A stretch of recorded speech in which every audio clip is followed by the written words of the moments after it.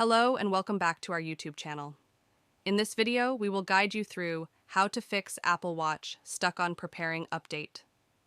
Step 1. Make sure that your Apple Watch is connected to its charger and has sufficient battery life. Step 2.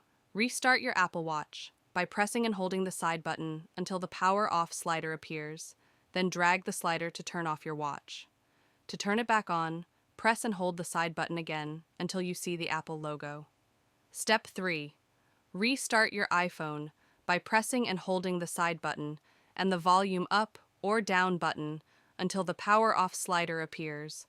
Then drag the slider to turn off your iPhone. To turn it back on, press and hold the side button again until you see the Apple logo. Step 4. Connect both your Apple Watch and iPhone to their chargers. Step 5. Delete the update file from your iPhone's Watch app by going to General Storage, watchOS Update, and tapping on the update file. Then, try updating your Apple Watch again.